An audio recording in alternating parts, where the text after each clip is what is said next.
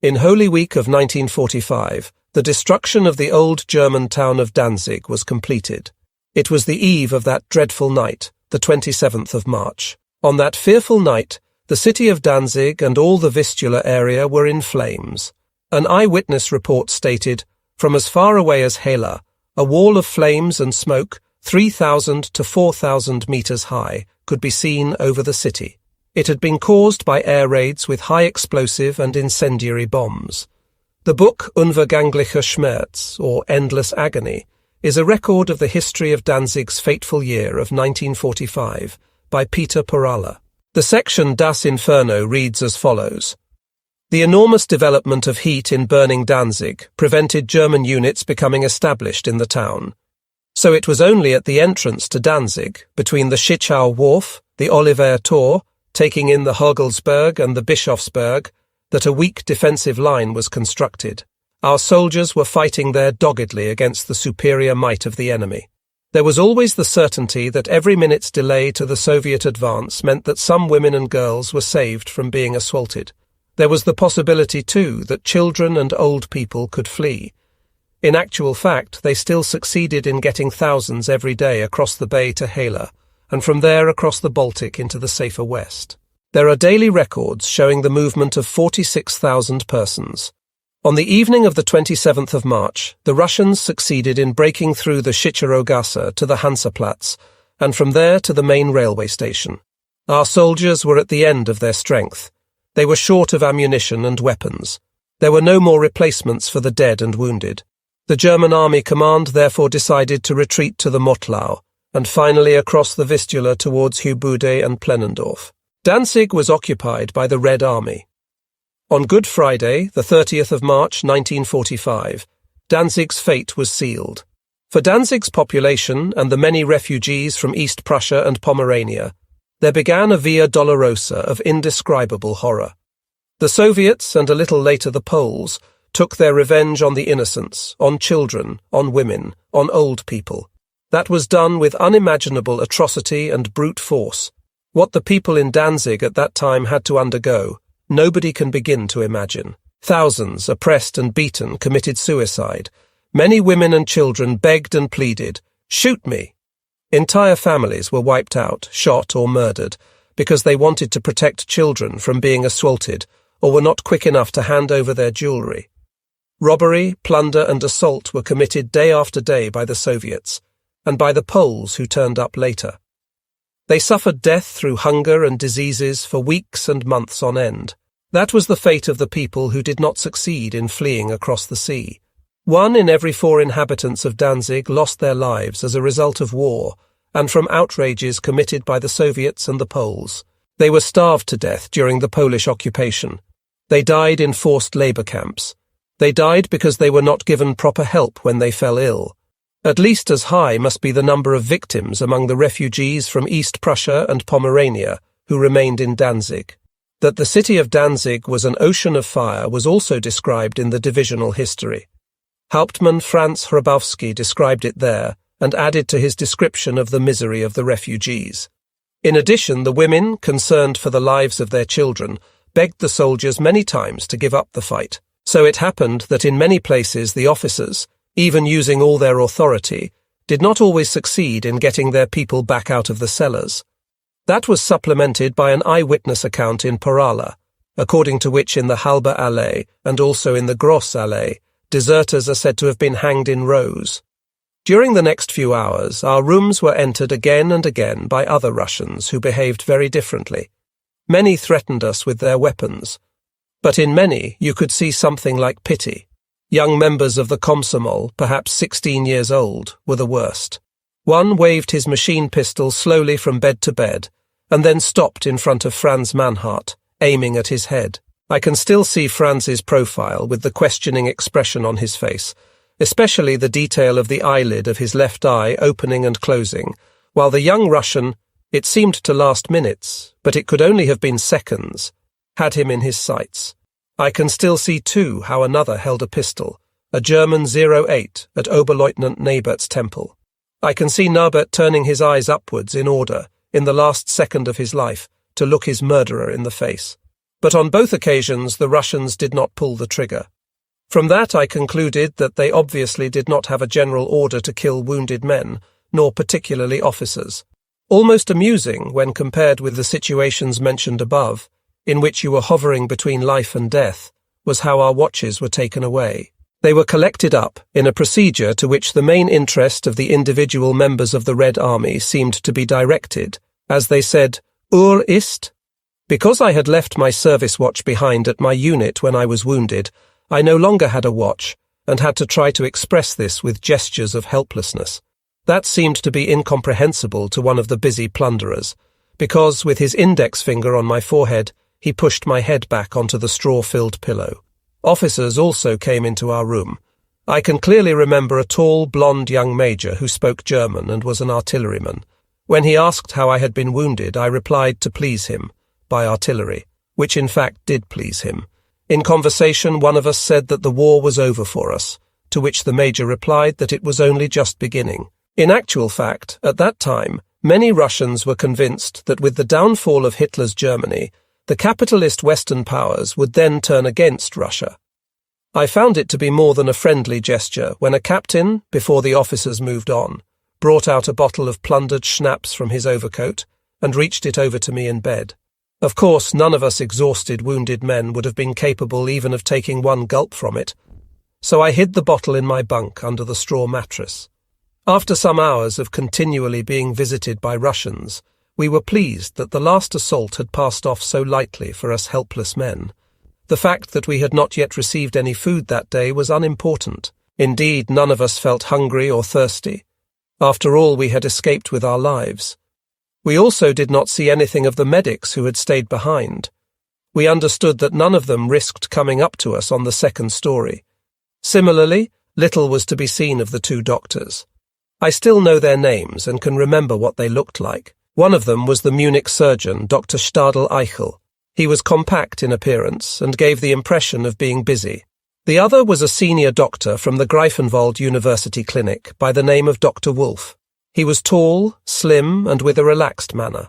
Meanwhile, there was no question of a normalization of conditions so soon after the hospital was handed over. German shells were still exploding.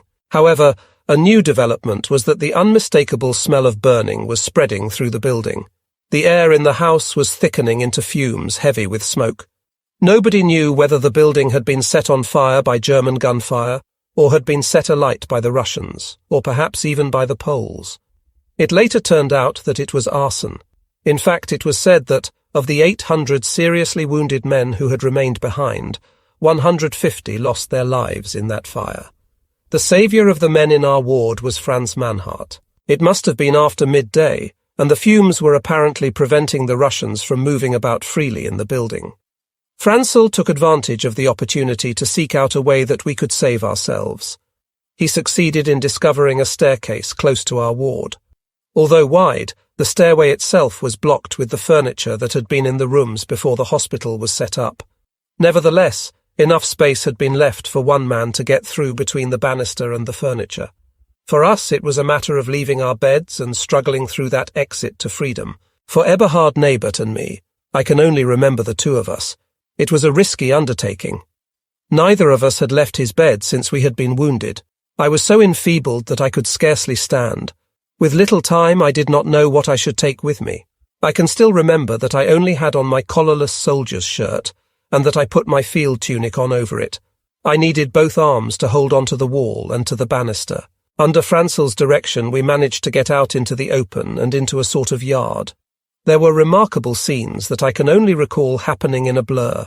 Wounded men who seemed to have just got out into the open were lying on the bare earth and only crawling or scrabbling about. Others were being taken by helpers, including Russian soldiers, to an undetermined destination. Russians seemed to be still plundering and arguing over plunder. One of them had several wristwatches on his arm. Smoke was still belching from the building. Flames could not yet be seen. The THs went up in flames. It shared the fate of many buildings that were destroyed by fire only after they had been taken over by the occupation forces. Free of smoke and fumes was a single-story building that had served as a physics laboratory, as could be seen from the wide windows reaching to the roof. That area had similarly been set up with basic bunks that were all occupied, of course. Because of the fire, it had been necessary to fill each bed with 2 or 3 wounded men. I had the good fortune to have to share such a bed with only one comrade. In the next 3 days and nights it was our refuge. My comrade must have been wounded in the head, because they had bandaged his skull in such a way that only one eye, his nose and his mouth could still be seen. When he spoke incoherently, but soon I could tell, at least by his accent, that he must be from Vienna. When during the night he was rambling in his coma, I began to recognize him more and more, and finally I was able to identify him as a comrade from my own regiment. He was Lieutenant Robert Kelker, who had relieved me in the summer of 1944 as second orderly officer with Major von Garn. It was a sad but unusual reunion. It was dreadful that German women and girls had hidden themselves between and under the emergency beds. Of course, the Russians noticed. Again and again a Russian would come past, track down a woman and wave or drag her out.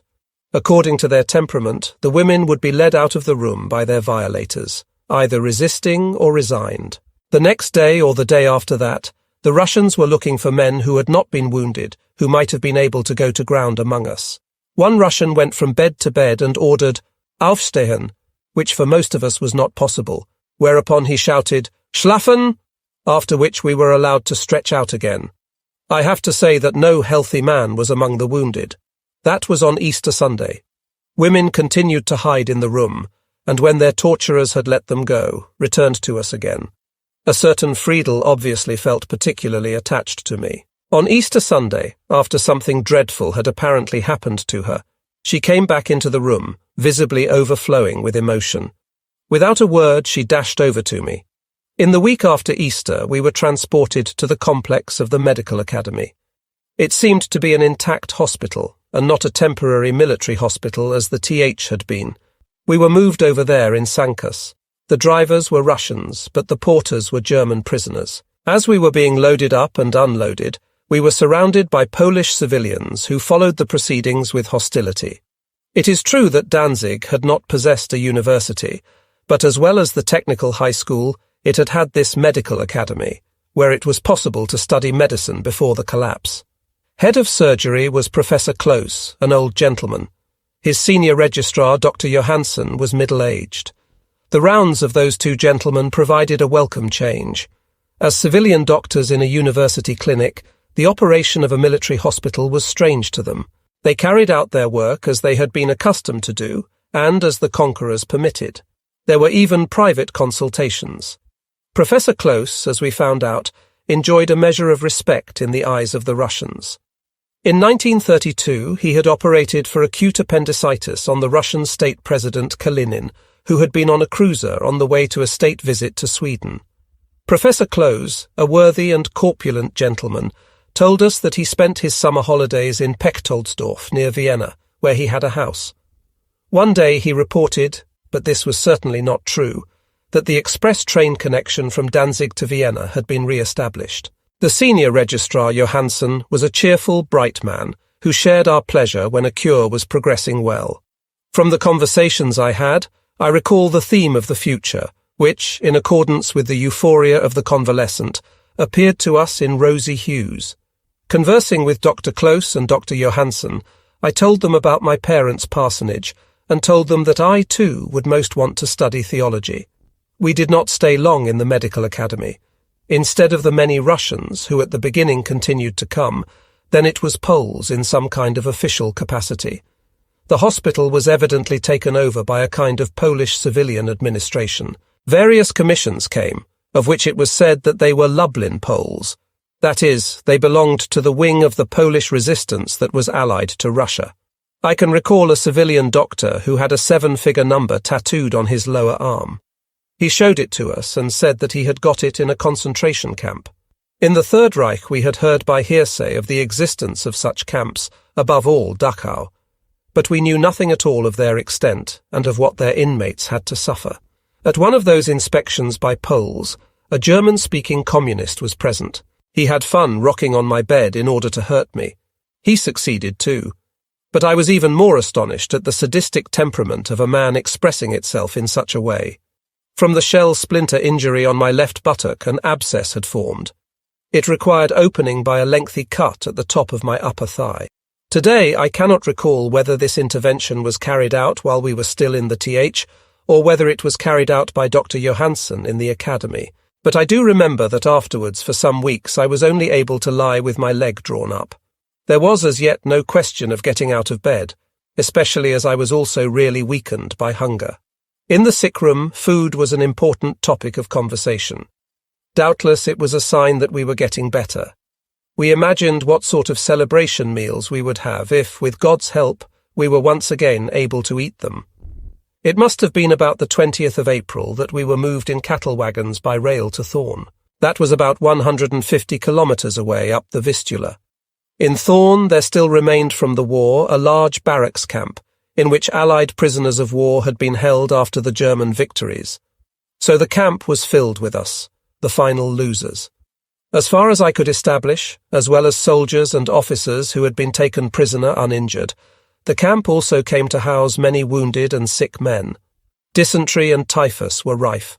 Those who had become sick with those diseases were isolated in their own barracks. From them, day after day, were brought out in the morning the bodies of those men who had died the previous night. Most of the camp inmates were dystrophic, recognizable by their edemas due to hunger, by swollen legs and faces. On their arrival in the camp, both the healthy and the sick had to go into the sauna, the banja. No consideration was given to fever and the danger of pneumonia. I saw wounded men, running a temperature of 40 degrees, who had to go into the hot sauna and afterwards would lie for hours on end in the train on the way to the barracks.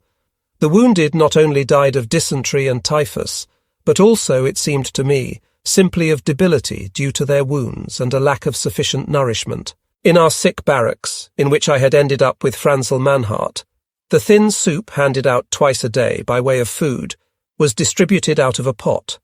The pot, after it had been brought in, was set up in the barrack block, and then every man received his dollop from the ladle into his canteen. The many men who were confined to their beds were served their food by medics. One thing remains unforgettable to me. In that barrack block, officers and men were not separated. One comrade was at the point of death. The medic, who had seen this, quickly put next to his pillow the canteen of the man who was lying at his last gasp. After the wounded man was dead, the medic hurriedly removed the canteen. In that way, he got a second portion for himself. Even today I can see the scene. The medic lurked there watching the man, who was still alive.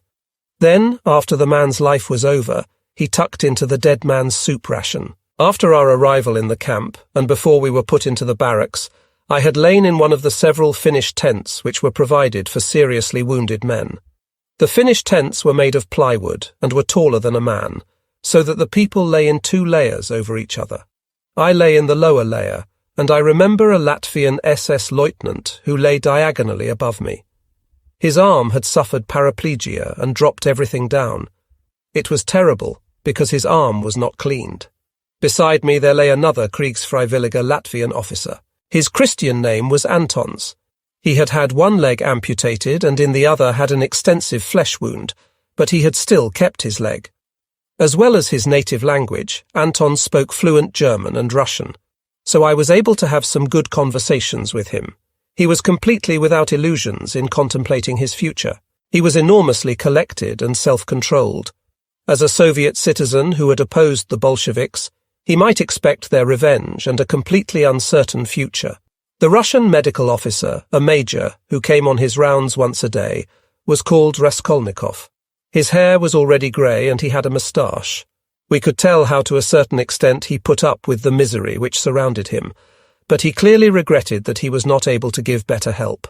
Time alone had been left to heal my wounds. There were neither medicines nor fresh dressings. I was urged by the German doctor to diligently practice stretching my left leg. A final test tap revealed that there was no more coming from the injury to my lungs. In Thorn, in the barracks, I was allowed to get out of bed and could move around the camp with a single crutch. As the doctor had threatened that he would sit on my crooked leg if I did not soon stretch it out again, I carried out the exercise diligently. Slowly the condition of my leg returned to normal. In the camp at Thorn for the first time we came into contact with political propaganda. On large banners were written so-called sayings. They were mostly words of Lenin or Stalin with which we were confronted. The Hitlers come and go, but the German people, the German state will remain, went one Stalin quote. It had a surprisingly prophetic ring to it. As we received no kind of news or situation reports, we knew nothing of the progress of the war or even about the death of the Führer. Towards noon on the 8th of May 1945, it is true that the camp loudspeaker quite unexpectedly announced to us that the war was over. Germany, it said, had unconditionally surrendered. Some time afterwards the sentries appeared also to have heard the news. They celebrated the event in their own way, by firing their ammunition off into the air. For us, this was not without its dangers, because ricochets were buzzing through the air, and bullets came through the wooden walls of the barracks. We, the conquered, meanwhile, lay on the floor of the barracks or on the sandy ground of the camp, scrabbling for safety on the ground. Hopefully it was for the last time. The camp complex included a sports ground, at the edge of which the convalescent officers lay in finished tents. I often visited them to get a change and to exchange ideas. They were waiting to be transported away. No one dared to think that some would be released and sent home. Perhaps one small Hauptmann would be lucky. Both his lower legs had been amputated below the knee, and he had thus become even smaller than he had otherwise been at his scant 5'2". He moved around on his hands and knees and made tiny leaps just like a sick frog. Among the closed circle of the officers, there was still the accustomed politeness. You addressed each other with Herr, whereas elsewhere it was soon the fact that you were addressed as Du by a class-conscious proletarian. In the company of those officers was a girl of 20, pretty as a picture, dazzlingly blonde, with bright blue eyes. She was the daughter of General Lasch, the commandant of Festung Königsberg, who had surrendered there. I wondered where and how such a girl could have survived the first assault. The Thorn camp was so gigantic that with my limited sphere of movement, I was not able to get an idea of the extent of it. It was said that 30,000 men lay within its barbed wire fences. Every few days, transports of ambulant prisoners left. They had been gathered into groups of a few hundred men and had left the camp. In Thorn, incidentally, I had met another man from Stockerau by the name of Franz Heinz. We had exchanged addresses, and I had given him a slip of paper for my relatives, as I suspected that he, because he was only a private soldier, would be released earlier than I would, because I was an officer. In actual fact, he was released as early as 1945, and my parents received the news I was alive only on Christmas Eve, the 24th of December. As it turned out, the next destination of the marching column was Graudenz, some 55 kilometers away. But the march had to be made on foot. There could have been 500 to 1,000 men who set off, after the fashion of the Red Army, each section consisting of 5 men. At the head there marched some 30 officers from Oberstleutnant to Lieutenant, with quite varying amounts of baggage. The gentlemen who had surrendered and had been taken prisoner uninjured had generally a lot of baggage. I and others only possessed the little we had been able to salvage from the military hospital in Danzig, and had been able to supplement during the course of the following weeks. I had only the underclothes I was wearing, my uniform tunic and trousers, a haversack and canteen, and an overcoat. Added to those, I believe, were a toothbrush, my paybook, my identification disc, and a couple of photos in my old plastic wallet. Franzl Manhart had already been allocated to an earlier transport, and we had therefore been separated. Another comrade whom I had found in Thorn I had lost again. He was Dr. Walter Rath, a Viennese whose home address was Hutteldorfer Strasse 333. Rath had studied Latin and Greek, was an educated Mittelschule teacher, but in the bad times before 1938 had been unemployed. He had therefore become a leader in the labour service. At first he was in the Austrian labour service, and afterwards in the Reich labour service. Towards the end of the war he had been transferred to the Wehrmacht as a Feldmeister, and had thus become a lieutenant. In the hospital barracks in Thorn, he had been in the next bed. In about 1960, I met him again in the Salzburg officers' mess. He had transferred into the Austrian Bundesheer, and then, as a major, he was commandant of the telegraph battalion. He regretted that he had not met me years earlier. He had had trouble in proving his officer's rank, something to which I could have attested, at least for our time in Thorn, when we were still wearing badges of rank. The highest-ranking officer, and therefore the right-hand wingman in the first unit, was Oberstleutnant der Reserve Dr. Josef Deckwitz. He was a lawyer from Munster in Westphalia. From then on until I was released, with some interruptions, I was always together with Deckwitz. I shall speak of him many more times.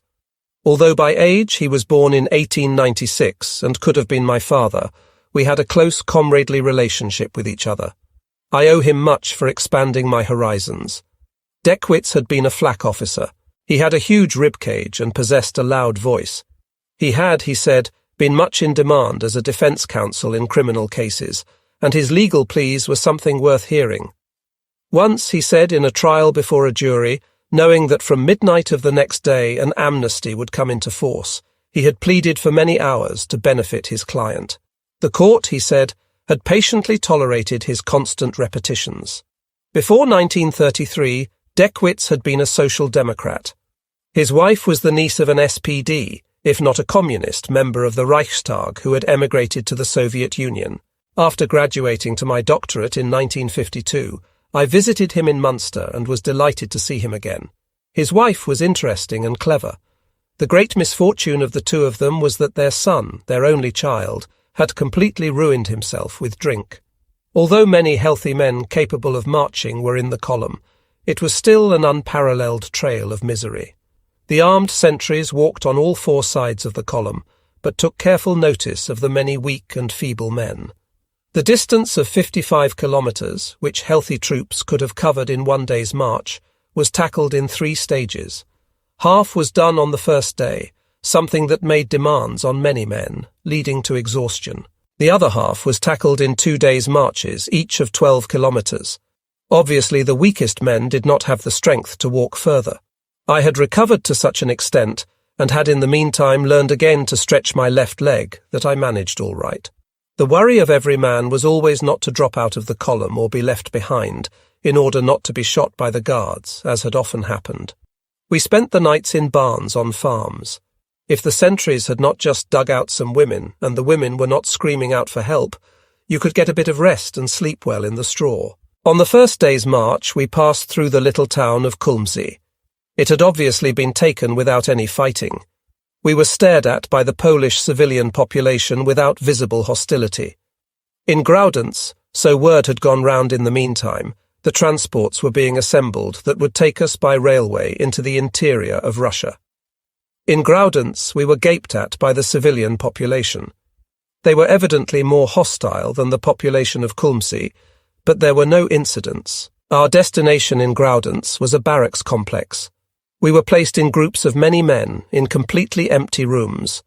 But they were dry, and everyone had enough room to be able to stretch out. We remained in the barracks for 2 or 3 days and nights. Then it was time for us to march to the railway station to be loaded onto the trains. Today I can no longer remember whether the railway in the area occupied by the Russians had at that time already been converted to the Russian gauge, or whether this was not yet the case. But I do know that 20 men were stuffed into one goods wagon. Halfway between the floor and the roof, a shelf had been placed on both sides of the wagon doors. There we lay on the bare wood. There was no kind of comfort, neither straw nor hay, to relieve the hardness of the floor. The only necessary luxury was the availability of a hole in the floor of the wagon, some 20 mm in diameter, that served for the purposes of defecation. It was a simple solution, but an unpleasant one for those who, like me, were lying near to the hole. Fortunately, it was not necessary for urinating. That was done through the open wagon door. The transport train left Graudenz about the 20th of June. Nobody knew what its destination was. The rumour was that we were heading for Murmansk. It was one of the many topics of conversation in our officers' wagon. Nobody had been on the Murmansk front, but many of us knew what had happened there in the First World War. 70,000 of the German prisoners of war and 20,000 of the Austro-Hungarian prisoners of war set to work on building the Murmansk railway had died. But as things turned out, everything was quite different than the Parolen, that is the rumour, would have it. After a relatively short journey via Deutsch Eylau and Allenstein, the transport came to a halt. It was the time before and during the Potsdam Conference. That was to be the last summit conference of the Big Three, of the anti-Hitler coalition of the Second World War. It was held in the Schloss Kekilienhof in Potsdam from the 17th of July to the 2nd of August 1945, and was between Truman, Stalin and Churchill or Attlee.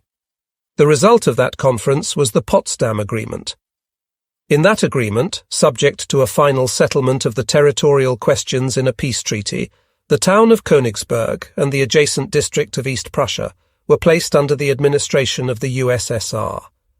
The border had hitherto existed between the USSR and Poland, and ran approximately along a line between the towns of Braunsberg and Goldap. The area to the north was allocated to the USSR.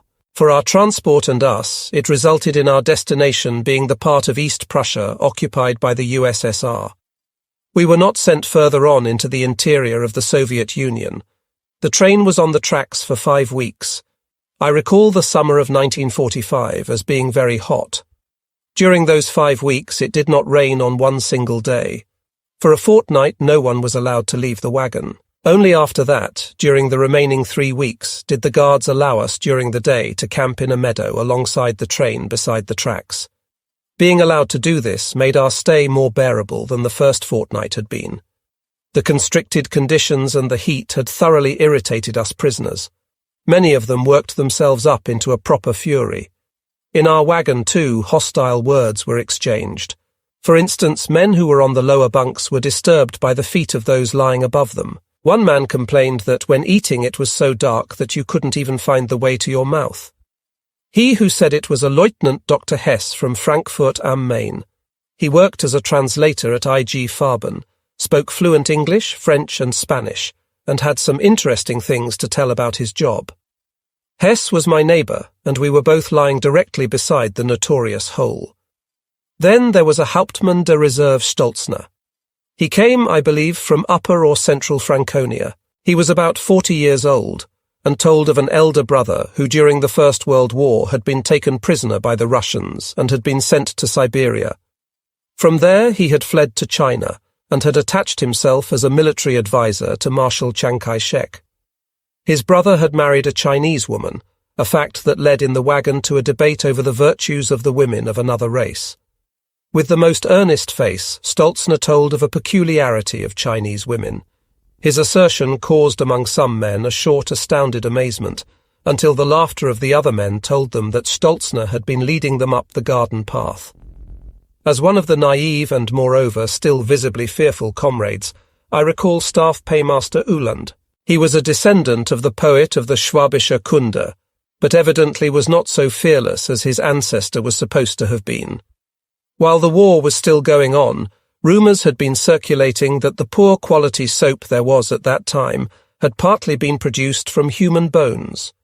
That was something that seemed completely incredible. But then, after the war had ended, assertions concerning the atrocities practiced in German concentration camps were doing the rounds. It is true that our fear of being shot had in the meantime abated, but the future was completely unknown, and it seemed quite probable that we would be consigned to years of forced labour under inhuman conditions. It was therefore black humour when, in order to worry Herr Uhland, a man in the wagon asserted that the German officers who had been taken prisoner were going to be taken and turned into soap, and that well-nourished paymasters, such as Uhland, would be made into toilet soap. During the time we were kept in the transports, there were some deaths. The causes of death could not be established. Since there were no lists in existence, the only responsibility of the guards was to replenish the number of prisoners being transported. That was achieved by the guards swarming out and grabbing male German civilians, of whom there were still a few, there in Masuria. During the first period of our captivity in the East, there were no lists, and the prisoners were not recorded by name. The many who died of epidemics and hunger were never recorded. In my opinion, the real reasons that many years later, long after 1955, when the last prisoners were released, that people believed in the existence of so-called Schweigelager. Meanwhile, it is a fact that 1 in 3 soldiers who had come into the custody of the USSR did not survive his captivity and never returned. From my personal experience, I attribute that to the reasons I have mentioned above and to the wholly insufficient medical care which they received initially. Before the summer of 1945, I had not been acquainted with East Prussia. If there had not been the sadness that we experienced at the loss of a land through which we slowly travelled, it would have been a pleasure to see this friendly and cultivated land. From the train, as it travelled past the settlements and even the town of Allenstein, much seemed to have remained intact, but everywhere was depopulated. Only the summer sunshine stopped the landscape from giving a ghostly impression. Wistfulness seized the sensitive ones among us as we travelled through the station at Thorau, because many knew the song Anchen von Thorau. I must mention one more stop in Deutsch Eylau, where several thousand prisoners of war were encamped in a meadow. It was there, and not in Graudenz, that the final allocation and assembly of the transports for the East took place. In that meadow, as elsewhere, the officers were separated. It was there, completely surprised, that I met some gentlemen from our division. They were Major Ostreich, the divisional adjutant, and Hauptmann Franzen, the commander of the signals battalion. From the latter I learnt that the division, before the surrender, had got to Bornholm by ship in a fairly good condition. They had thought themselves to be safe when 2 Russian torpedo boats appeared. The Danish island was occupied by the Russians, and all the Germans were taken prisoner. Ostreich did indeed know that Regiment 7 under Oberstleutnant von Garn on the destroyer Karl Galster had not made for Bornholm, but had set course for the Danish mainland. But it was not known whether the destroyer, and with it the remnants of the regiment, had got through. Ostreich, Franzen and the other Bornholmers had until then been able to keep all of their baggage. They had evidently until then not been searched and not been plundered. A not-so-pleasant memory is that none of them offered me even a cigarette. Compared with them, I had nothing. I enjoyed smoking again, ever since the senior registrar Johansson in Danzig gave me a cigarette. He had said with a smile that I could forget my fear of not being able to smoke after the injury to my lung, but I could once again have that pleasure. In Deutsch Eylau I also saw again the medic who had shamelessly bitten into the full block of chocolate in front of all the hungry men in our room. I refrained from speaking to him. Elsewhere on the meadow a soldiers' choir was singing a song which at that time belonged to the firm repertoire of German Gesangvereine. Wenn ich den Wanderer frage, wo gehst du hin? Nach Hause, spricht mit frohem Sinn. If I ask the wanderer, where are you going? I'm going home, home, he says cheerfully. Here at least the German spirit, which had evidently remained intact, was still alive and kicking. We stayed a week in the area of the border that had just been drawn in Potsdam between Russia and Poland. There would not be a journey into the unknown lasting for weeks, as many men had feared. In Insterburg we had already reached our destination. I recall marching past the huge, undamaged Martin Luther Church. Then the column moved along the road over a valley bottom lined with poplars that stretched for a few kilometres. Our destination was the Jorgenberg camp, an old estate. In previous decades it had been home to a stud farm. Jorgenberg was the home of the Barings and was known to the educated German middle class from the novel of the same name.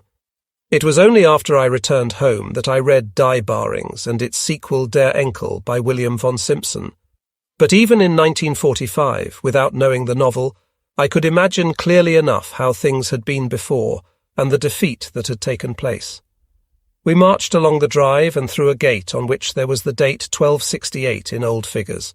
There in Jorgenberg was Main Camp 445. Later it was called 7.445. It was the headquarters of the prisoner of war camps in the Russian-occupied part of East Prussia. From there, camps were established in Königsberg, in Tilsit, and in other locations in East Prussia. At that time there was still the infectious diseases hospital in Insterburg that was later closed down. I cannot recall many facts from our short first stay there in Jorgenberg in the summer of 1945. The main thing I recall is the soup made out of turnip scraps. They constituted the main part of our food. The turnip scraps had been used as fodder for horses on the stud farm, and I cannot believe that this was unknown to the Russians. Then I recall that many officers, particularly staff officers, were there. Amongst them was an Oberst Rehmer, the elder brother of Major Rehmer. After the 20th of July 1944, Rehmer, on Goebbels's orders, had occupied the Bendlerstrasse with the Berlin Guard Battalion. He had crushed the rebellion, and for that had been personally promoted by Hitler to General Major. By contrast to that Rehmer, who was said to have been something of a simple unit officer, our Rehmer was a real man of the world with the best address and international experience.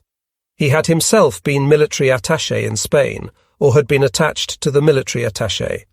He could speak several languages, as once many Russian noblemen and Tsarist officers had done after the First World War. He had hoped to be able to see out the rest of his life as a hotel porter. I also recall the appearance of a quartet of men who sank the famous French hit song Parlez-moi d'amour to great applause. Tell me of happiness was the first line of the song in German. That much I understood.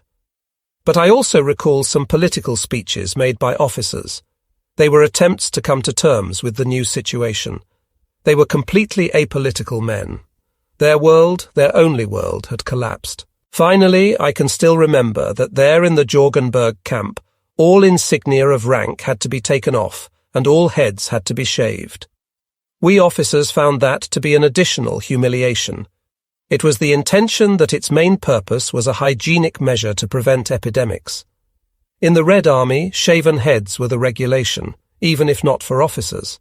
Most of the prisoners in any case were suffering from diarrhea mixed with blood, like dysentery, for which there was no kind of help. Among the most significant industrial plants in East Prussia, where there was little industry, were the pulp factories attached to the Feldmühl concern. In Königsberg, they were the Werk Sackheim and the Werk Zosse.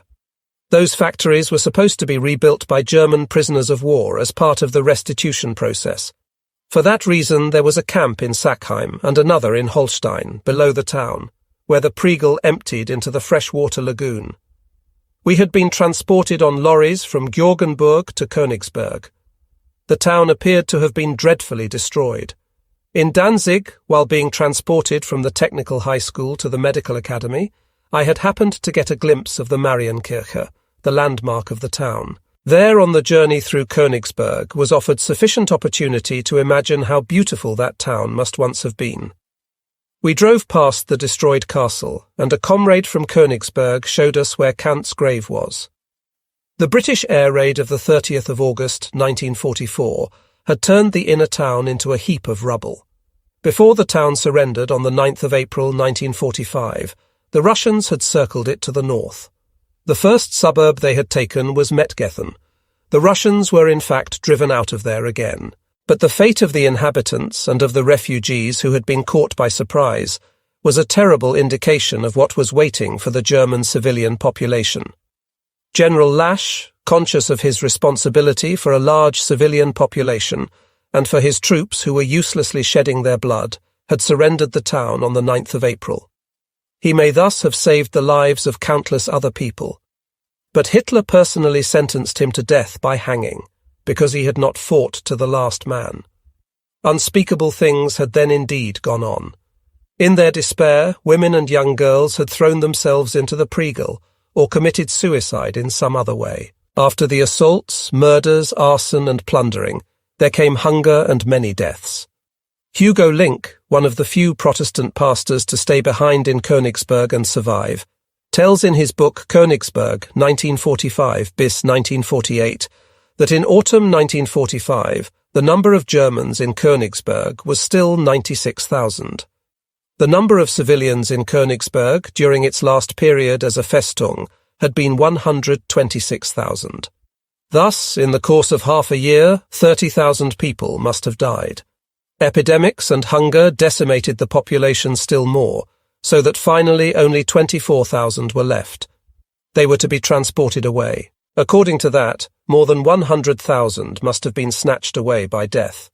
The prisoners of war were hermetically sealed off and guarded so intently that for most of them, or even all of them, no contact was possible with the civilian population.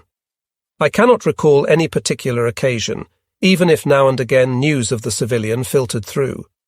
The German camp leader of our small Holstein camp, which was supposed to hold 200 men, was Oberleutnant Karl from Königsberg. It was said that his family was still in the town.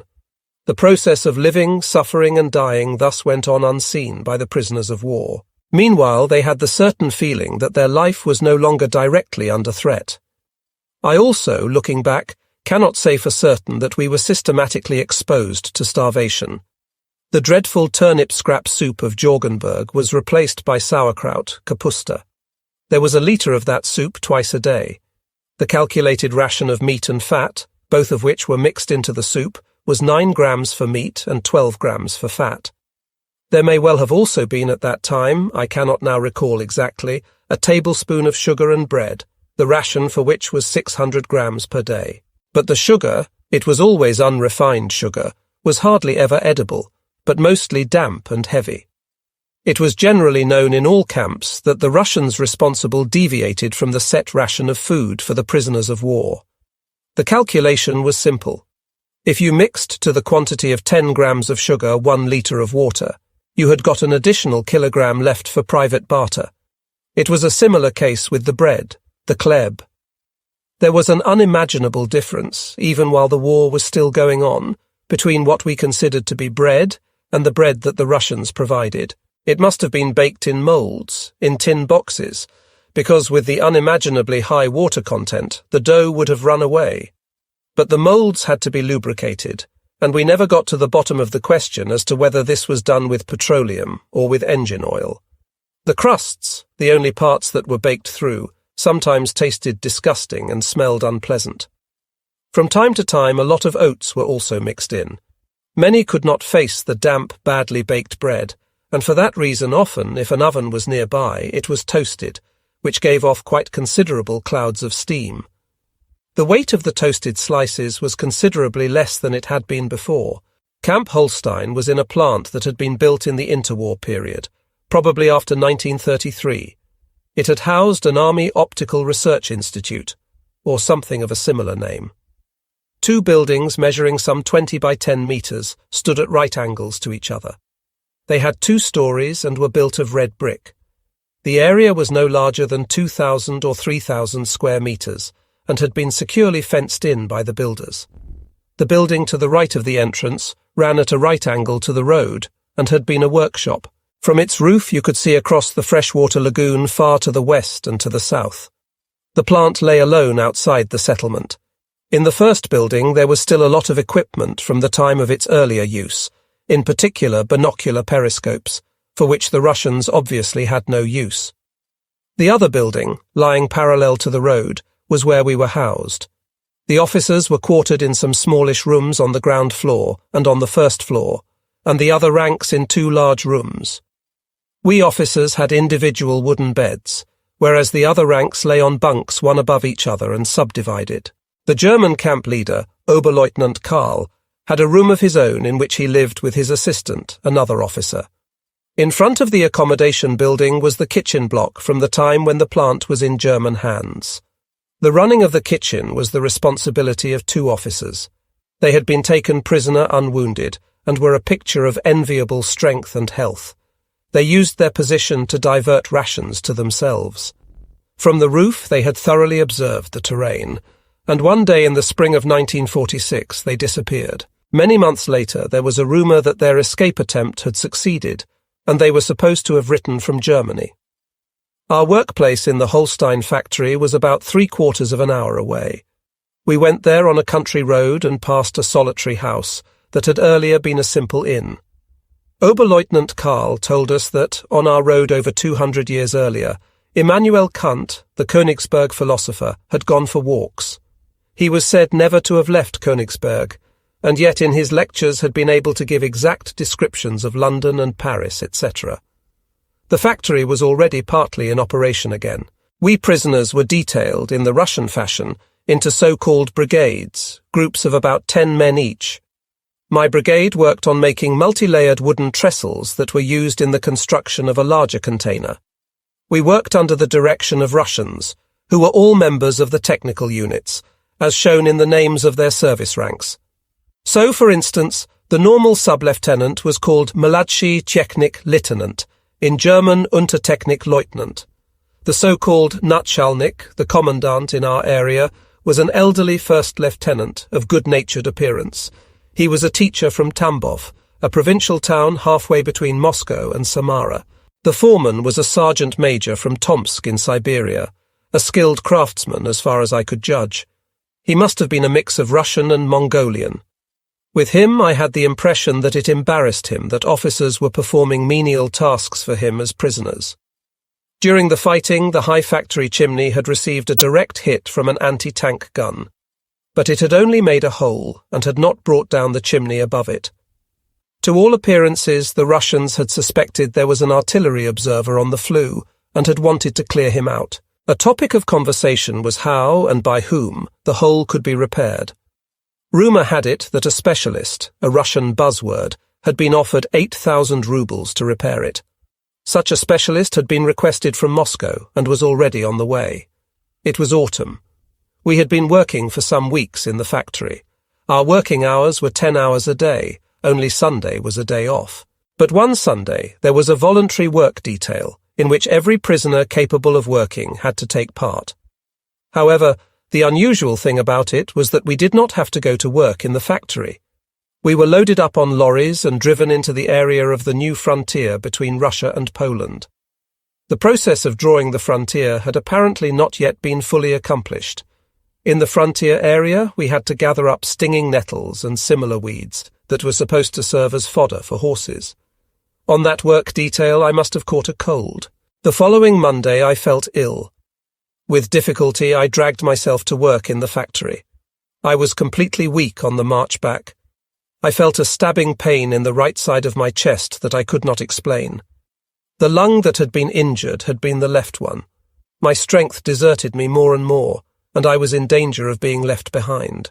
The men next to me and behind me had apparently not noticed, and gradually I had reached the end of the column. I was afraid that I would soon collapse, when quite unexpectedly I got a hefty blow on my back. The frequent cries of "Dawai, Dawai" by the sentries who brought us, or rather drove us, to work, was something that we were used to, and were part of the prisoners' everyday experience. Until then, and I have to say, also later, there had not been any mistreatment. I fell, and it was only with difficulty that I could pull myself up again. But two comrades got hold of me under my arms and supported me on either side. They saw to it that I did not drop out of the column again. It was not the physical pain that hurt me and brought tears to my eyes. It was the mental torture I suffered through the degrading and humiliating mistreatment. I can still see the guard who hit me with the butt of his rifle in the small of my back. He was a young chap with a pretty face, if it had not been disfigured with pockmarks. Back in the camp I reported the incident, but Herr Karl could do nothing. The only thing was to be treated by a doctor. By the evening it was obvious that I was running a fever. Meanwhile, there was no doctor in our camp, only a field medical assistant who was a medical student without qualifications. As best he could, he fulfilled the function of camp doctor. It is true that he had a thermometer, a wooden stethoscope, a few dressings and iodine. He was an Upper Silesian by the name of Lebeck. He listened to my chest and diagnosed an inflammation of the lining of my lungs and my ribs on the right-hand side, but could only prescribe bed rest for me. Of course I was incapable of working. I had a fierce stabbing pain in the right side of my chest. The only treatment Lebeck could give me was repeatedly painting that side of my chest with iodine. He monitored my temperature and my general condition, but apart from that had to leave me to my fate. During the following weeks I ran a heavy fever. I lay on my bunk without straw mattress or blanket, dressed in my uniform and covered with my old overcoat. The days were bleak while my comrades were at work, and God knows I felt myself to be abandoned. There were no scales in the camp, so that it was only by seeing my bones protruding more and more that I realized that I was losing more and more weight. We did not have a mirror in which I could have seen what I looked like. One time, when I had got out of bed, I saw that my knees were thicker than the bones of my upper leg. I was wasting away to a skeleton. I presented a similar picture to those I afterwards saw in photographs of the inmates of concentration camps. Night and day I used an empty jam tin as a urine bottle. I had to stand it next to my head so that I did not accidentally knock it over, and I could reach it with less effort. Throughout the winter, sick and weak, I remained in the camp. I could not and did not work. The winter, with temperatures as low as -15 degrees, was said not to have been a harsh winter for East Prussia. We had a stove in the room, so that at least cold was not added to hunger. There was also a good feeling of camaraderie in the cramped room. There was no one who acted in an underhand way, with one exception. He was, of all people, a circuit judge and a reserve Oberleutnant. He was once seen drinking a comrade's soup as he brought it from the canteen. Everyone could see how he was tortured by shame over this lapse, and so the incident was passed over in silence. It was a different kind of anger for the community when Herr Rauchfuss, in civilian life a police official from Potsdam, sold his watch. He had been able to hold on to it through several friskings. But then he did a deal with a Russian sentry who obtained for him some additional rations. In particular, he paid for a tin of American corned beef with a label in Cyrillic script. It was as painful for the rest of us to know of the existence of that supply as it must have been for Rauchfuss to eat those additional rations alone. He knew how much the others envied him, but camaraderie no longer extended to giving to other people even a bit on the end of a knife. Another man in our room was an artillery Oberleutnant Theo Kroon. He came from Leipzig, was a junior lawyer, and the son of a Reichsgerichtsrat. He occasionally spoke with pride of his father, who in his job was a leading jurist. After I returned home, I found out through Paul Eberhardt what a dreadful fate Krooner's family had met. In the artillery school in Göteborg, he had become acquainted with and married a girl from the nearby small town of Kallau, from where the Kalauers come. In the little town near Berlin, the family thought they would be safe and had fled from the bombed city of Leipzig to Berlin to his young wife's parents' house. Krooner spoke with great pleasure of his wife and his small son.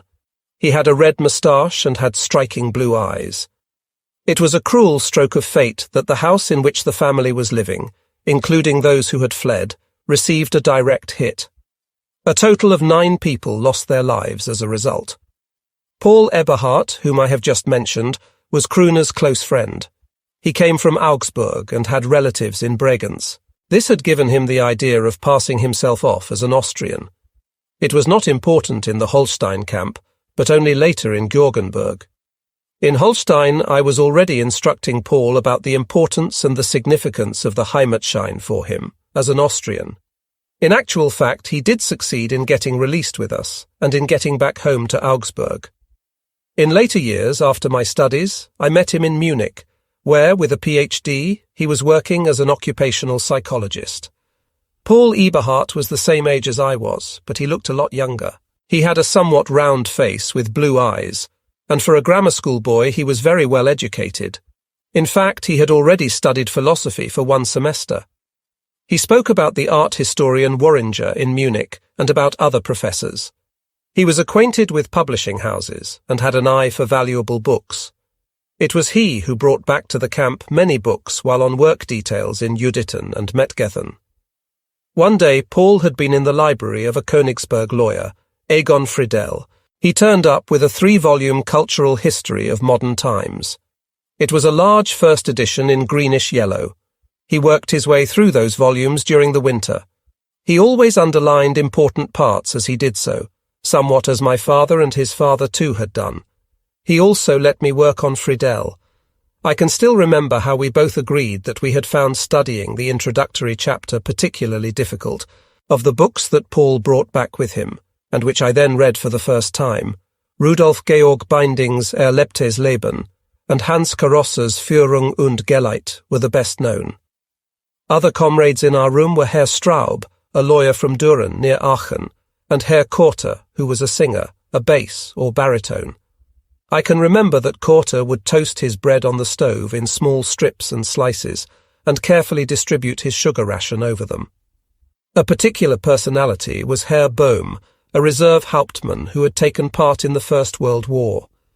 Bohm called himself a lyricist, but I can no longer remember the quality of his poems. He was a gentleman of refined appearance with excellent manners and a cultured way of expressing himself. His Hochdeutsch had that certain East Prussian ring to it. I had the feeling that the downfall of his home city was a dreadful blow to him. I can still hear his voice when, in his East Prussian fashion, he would say to me, Herr Scheidebauerchen. I had the impression that he was a prosperous man and a bachelor. One time he gave us a laugh when he sang a popular song, full of black humour, from the period after the First World War. Wenn der Weißflieder wieder blüht, when the white lilacs bloom once more. Remarkably, I can still remember the title of one of his lyrical poems. It would have marked him out as an East Prussian dialect poet. I do not know whether that was really the case, but the poem was called Schalcher Flack, in Hochdeutsch, ein Schalchenfleck, or a little bowl of fleck. It referred to the sour Kuttelfleck, a favourite East Prussian dish.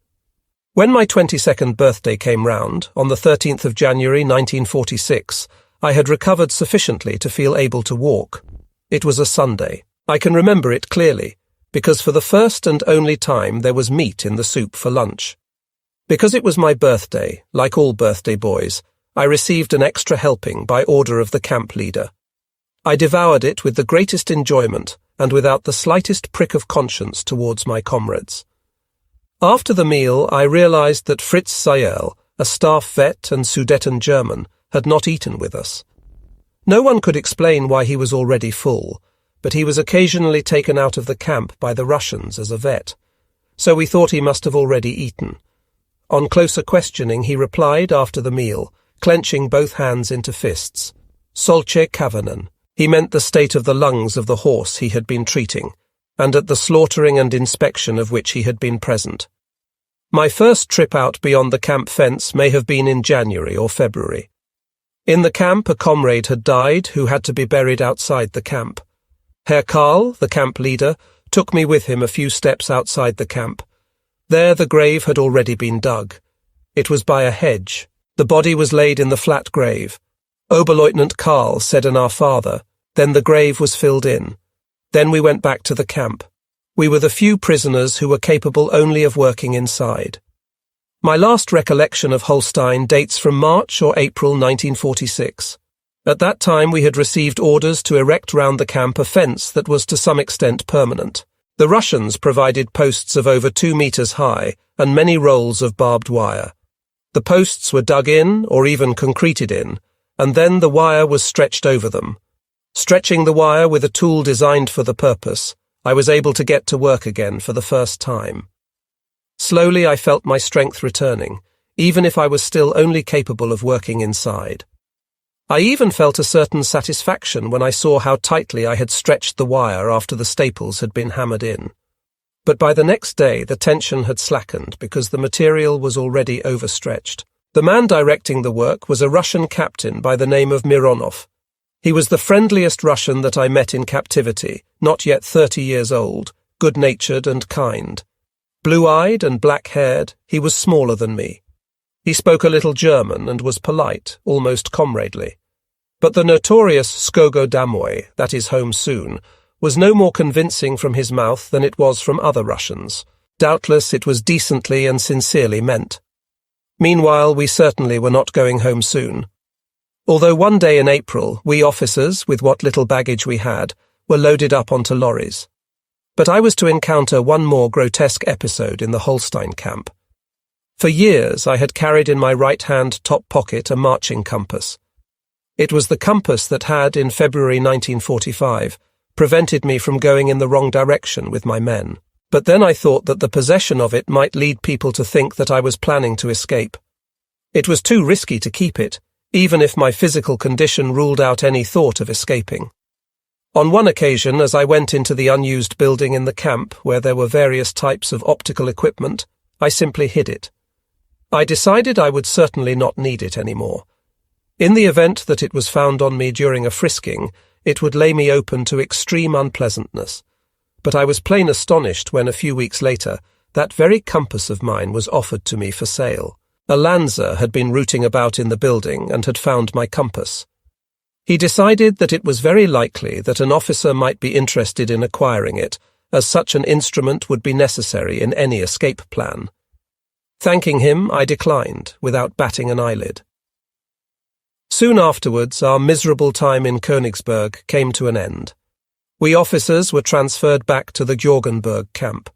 Of course, once more we were completely unsure as to what was going to happen to us. Indeed, right up to the last day of our captivity, there was complete uncertainty and unending anxiety. By then, the spring of 1946, the general situation had to a certain extent stabilized, if not improved. Our return to the main camp of Jorgenburg, which was probably better organized than the Holstein camp, seemed at any rate to be advantageous to us. In fact, the organization and accommodation in the many barracks did indeed seem to be better. That was evident even as we arrived. We were subjected to a thorough frisking. My paybook and my New Testament were taken away from me. Losing my paybook felt to me just like losing my identity. From then, I no longer had any document that could show who I was. I had nothing to show my name and rank, my date of birth, nor any other important dates. The seizure of my New Testament also hit me hard.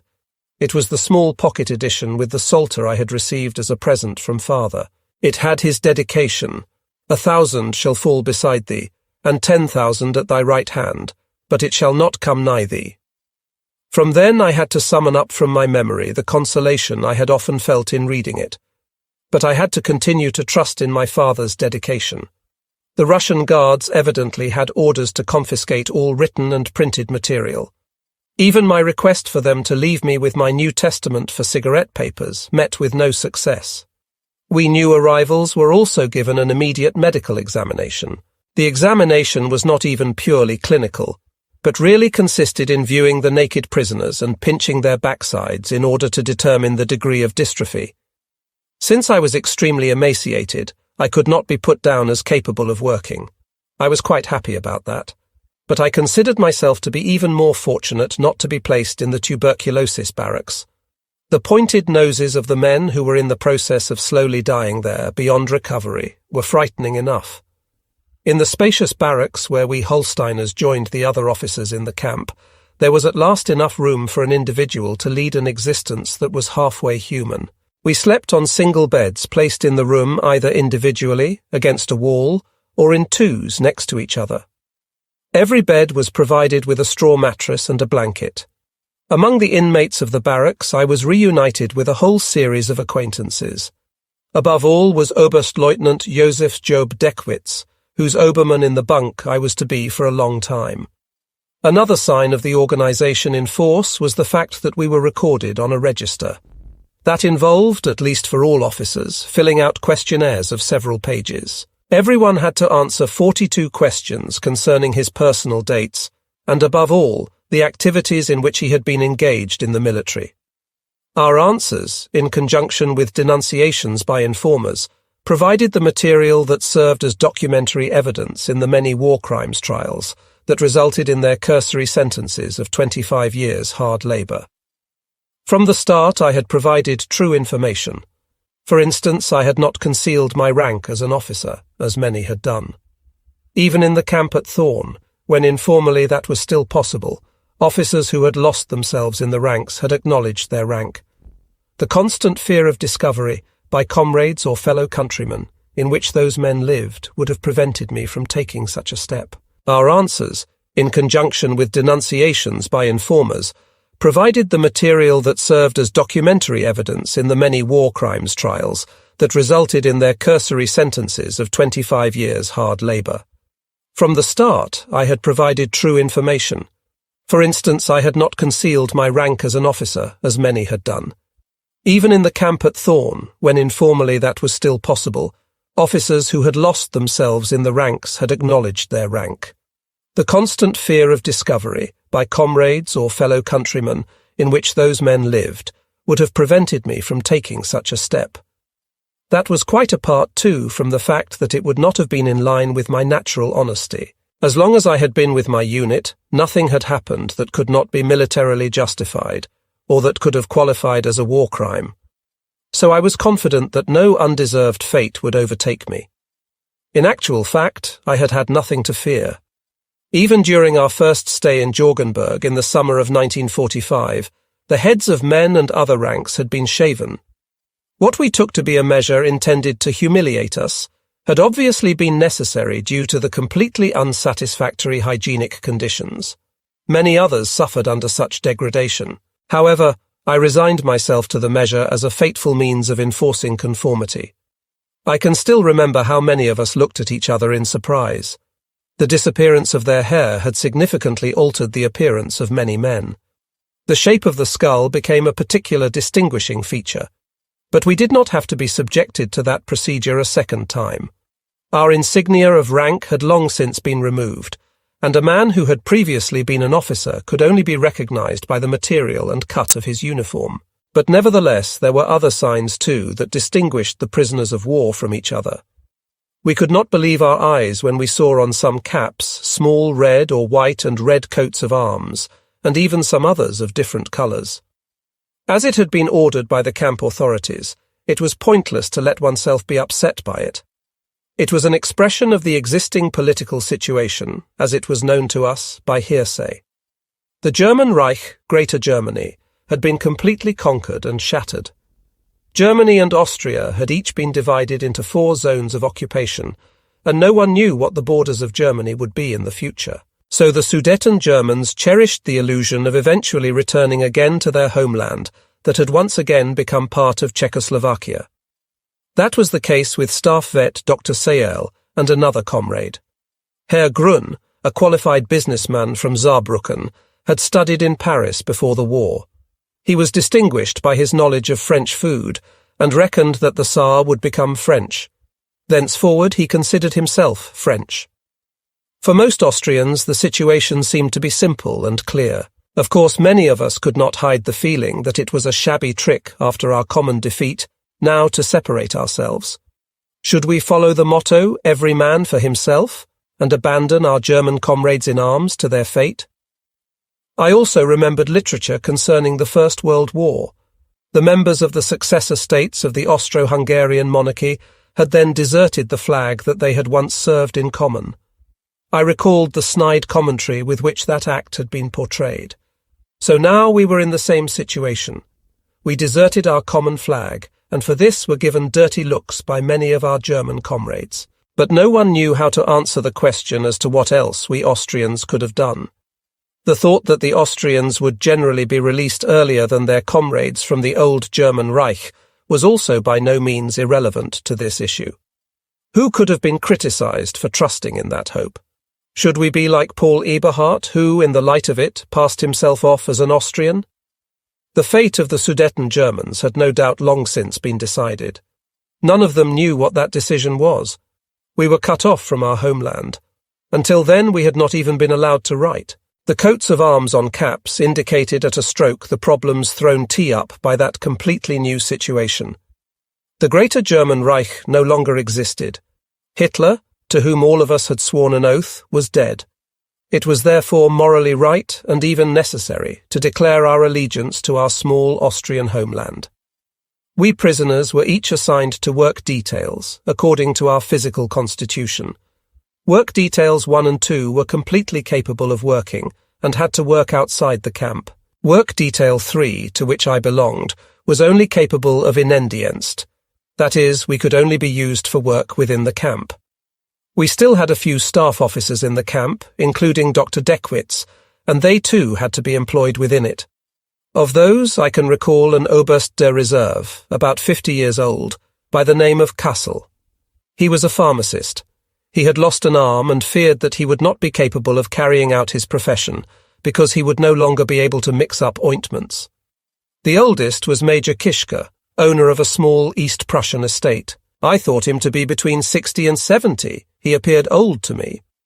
Then there were a few gentlemen from Peenemünde, the experimental army rocket station. They had not been able to get to safety in time before the Russians arrived. An old major and former 12-ender was called Hinz. He had been the so-called Platzoffizier in Peenemünde. He had the furrowed face and the tanned skin of a native of the Alps, but in actual fact he was not. The most distinguished among the officers present was Oberleutnant Jürgens, a fighter pilot with, it was said, 88 victories. A young East Prussian was Hanschen Wiebernight. The nerves in both his lower arms had been damaged, but all the same he was capable of working. There was an established hierarchy in the camp. At the head were 2 former officers who had already been prisoners for some years and who had been in the National Committee Freist Deutschland. That national committee had come into existence under and promoted by the Russians. It was composed of communist émigrés, such as the writer Erich Weinert and other prominent officers. It became well known after the disaster of Stalingrad, and especially through the name of General von Seydlitz. It claimed to be against fascism in the form of the Hitler dictatorship, and in this sense claimed to be collaborating in the political reconfiguration of the Germany of the future.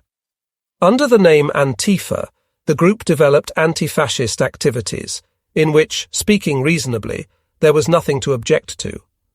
The fact that it was actually the activity of a communist cell was something which, in my youthful naivety, I neither recognized nor realized, particularly since its officials with whom I came in contact were, to all appearances, reasonable and decent human beings. The two officers just mentioned were called Kubarth and Gless. One of them was the first camp leader, while Willy Gless was in charge of political indoctrination. Among the camp officials there were also 3 Austrians. They were Alois Strohmeyer from Donowitz, a Styrian communist, Karl Kohler from Eisenstadt, the son of a social democratic member of the Landtag, and the camp clerk Oskar Stockhammer, an active Unteroffizier in the Austrian Bundesheer, who later became a police official in Salzburg. Stockhammer was not a communist. He had an unhappy marriage, but was a good Catholic. Until he died, he could never bring himself to get divorced from the wife whom he did not love, and who was considerably older. I came into friendly contact with Stockhammer, who was my elder by 10 to 15 years. It was with his help that I became involved in the area of managing the camp. There were many German books in the camp, and many more had been brought into the camp from outside by the work details. Orders were then issued that those books should be checked in order to weed out not only National Socialist literature, but also literature that did not accord with the anti-fascist ideology. All that came about as the unexpected result of contact with the camp leaders. In my naivety, that was something I had not reckoned with. It meant that I was then morally compelled to take part in the recruitment and educational events organized by the Antifa.